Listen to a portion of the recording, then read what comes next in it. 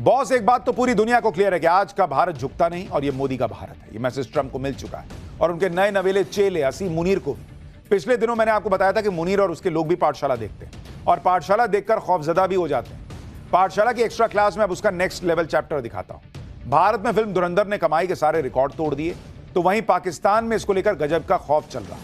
वहां के लोग गूगल कर करके पूछ रहे हैं कि भारतीय सिनेमाघरों में से धुरंधर कब उतरेगी। लेकिन बॉस, बात धुरंधर और रहमान डकैत तक की नहीं है। मुनीर और उसकी आतंकी आर्मी को मार्च का डर सता रहा है। दरअसल मार्च में धुरंधर 2 रिलीज होगी, जिसका खौफ लाहौर, कराची से रावलपिंडी तक फैल गया है। मुनीर के लोग बार बार कैलेंडर पलट कर देख रहे हैं कि 19 मार्च में कितने दिन और घंटे रह गए। उस दिन धुरंधर 2 में बड़ा साहब कौन होगा, रहमान डकैत के बाद और कौन कौन बड़ा किरदार होगा जो पाकिस्तान को एक्सपोज कर देगा। पाकिस्तान में इसको लेकर बहुत हलचल है। कौन है धुरंधर 2 का बड़े साहब?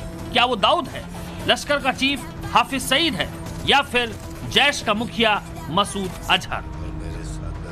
फैंस का अनुमान है कि बड़े साहब दाऊद इब्राहिम हो सकता है।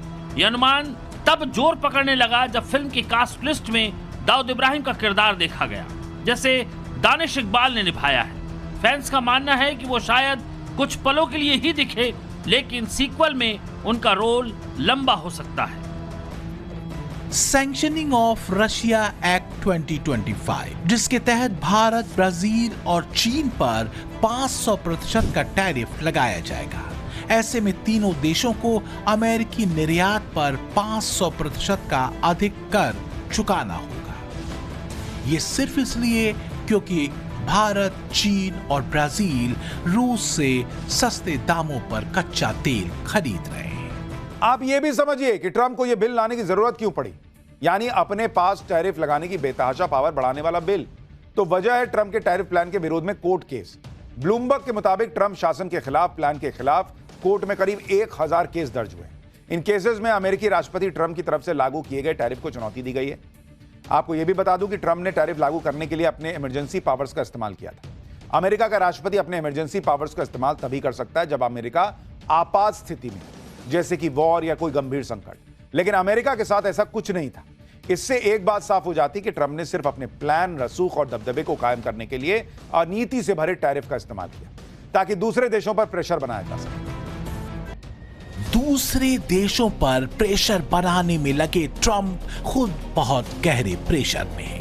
वो जानते हैं कि अगर अमेरिकियों का ध्यान वेनेजुएला, ग्रीनलैंड जैसे बयानों और ड्रामों में न उलझाया गया तो उनकी सत्ता के खिलाफ अमेरिकियों का आक्रोश कभी भी सड़कों पर फूट सकता है।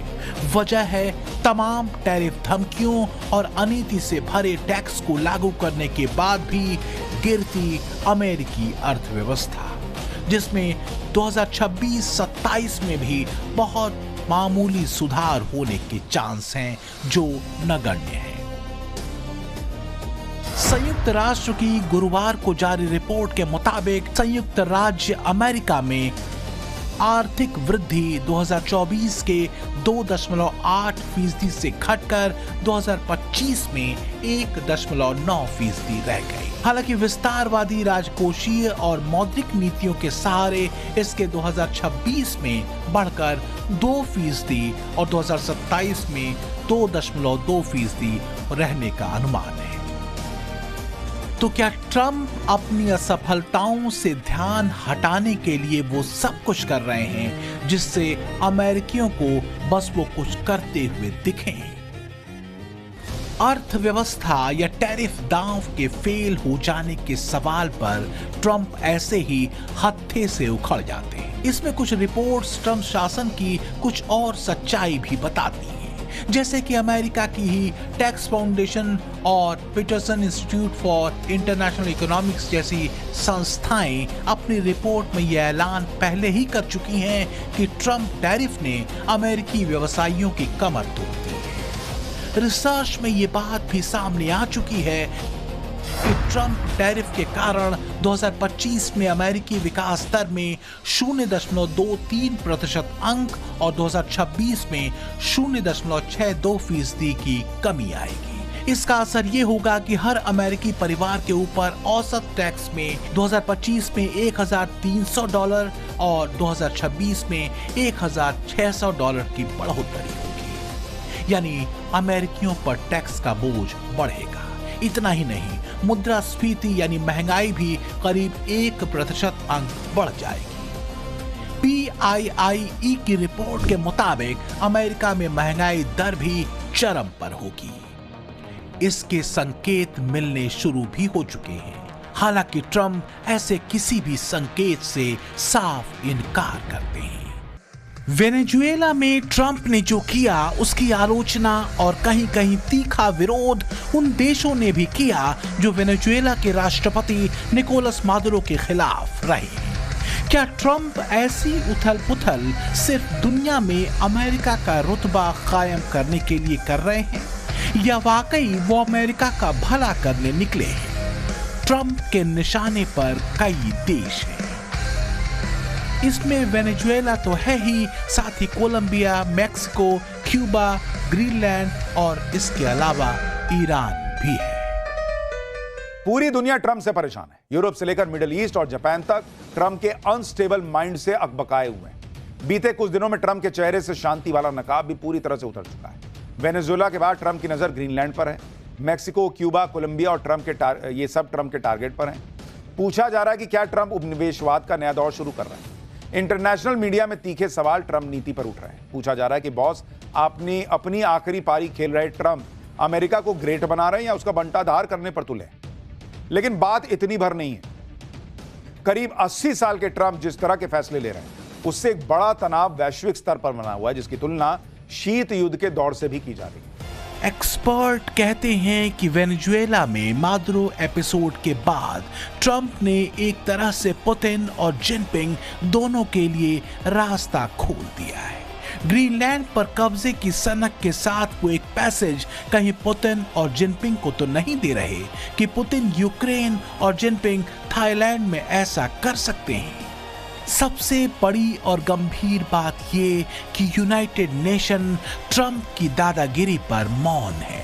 पीएम मोदी इसी एक तरफा और पूर्वाग्रह से भरे वैश्विक सिस्टम की तरफ दुनिया का ध्यान खींचते रहे हैं और इसे असंतुलित बताते रहे हैं और इसमें बदलाव की बात कहते रहे हैं। और वैश्विक शांति एवं विकास के लिए ग्लोबल संस्थाओं में रिफॉर्म्स आवश्यक है। वैश्विक शांति और सुरक्षा के लिए एक तरफ आतंकवाद जैसा बड़ा खतरा है तो दूसरी तरफ साइबर, मैरीटाइम, स्पेस जैसे अनेक संघर्ष के नए नए मैदान भी बन रहे हैं। इन सभी विषयों पर मैं जोर देकर कहूंगा कि global action must match global ambition.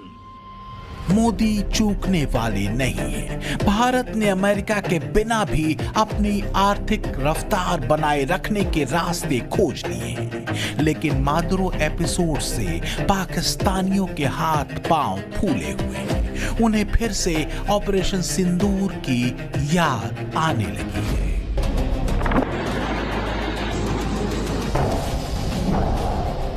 पाकिस्तानियों की घिघी इसलिए भी बंधी हुई है क्योंकि वो अपने फील्ड मार्शल मुनीर की असलियत जानते हैं। वो जानते हैं कि ऑपरेशन सिंदूर में भारतीय सेना से बुरी तरह पिटने और तबाही झेलने के बाद भी कैसे उनके जनरल ने खुद ही अपनी वर्दी में सितारे टाके। पाकिस्तानियों की धुकधुकी भारत के विदेश मंत्री एस जयशंकर और एनएसए अजीत डोभाल के ताजा बयान भी बढ़ा रहे हैं। If a country decides that they will deliberately, persistently, unrepentantly continue with terrorism, we have a right to defend our people against terrorism. We will exercise that right. How we exercise that right is up to us. You know, nobody can tell us what we should do or not. We will do whatever we have to do to defend ourselves. It's a common sense proposition. हमारी एक बड़ी विकसित सभ्यता थी। हमने किसी के मंदिर नहीं तोड़े, हमने कहीं जाकर लूटा नहीं, हमने किसी जो बाहर के लोगों के ऊपर आक्रमण नहीं किया, जबकि सारी दुनिया बहुत पिछड़ी थी। परंतु क्योंकि हम अपनी सुरक्षा और हम अपने आप को समझ नहीं पाए कि हम को क्या खतरे हैं, हम उनके प्रति उदासीन रहे, तो हमें इतिहास ने एक सबक सिखाया। क्या हमने वो सबक सीखा? क्या उस सबक को हम याद रखेंगे? अगर आने वाली पीढ़ियां उस सबक को भूल जाएंगी तो ये इस देश का सबसे बड़ा ट्रेजेडी होगी। बस अब यही ट्रेजेडी नहीं होने देनी है। भारत जाग चुका है। नया भारत देख रहा है कि आज की रफ्तार, आज की गति को पाने के लिए अंग्रेजों की गुलामी और उससे पहले विदेशी आक्रांताओं के सांस्कृतिक और धार्मिक हमलों से उसे गुजरना पड़ा है। हजारों वर्षों का संघर्ष नए भारत की सफलता में तब जाकर बदला है। इस नए भारत के तोड़ने की साजिशें कई स्तरों पर हैं, जाति द्वेष से लेकर धर्म भेद तक। इसलिए सावधान होना जरूरी है। रिलीजन के नाम पर देश के बंटवारे को सही बतलाते हैं। जरूरी है कि हम सावधान रहें। हमारी सेना में देश के कोने कोने से आए लोग हैं। हर धर्म, हर जाति के सैनिक हैं। हम यूनिटी इन डाइवर्सिटी, विविधता में एकता की एक मिसाल है। हमें अपने इस सेक्युलर कैरेक्टर को कायम रखना है। नया भारत, मोदी का भारत, 140 करोड़ भारतीयों के संकल्प का भारत, अपने स्वाभिमान से समझौता करने वाला नहीं। फिर चाहे सामने ट्रंप हो या कोई और, नए भारत ने अपना लक्ष्य तय कर रखा है। वो न पीछे हटने वाला है, न ही डिगने वाला। लेकिन सच ये भी है कि सावधान रहना जरूरी है, क्योंकि दुनिया में साजिशों का दौर है और नए भारत की रफ्तार कई चेहरों की नींद उड़ाए हुए है। ब्यूरो रिपोर्ट, टाइम्स नाउ, नव भारत।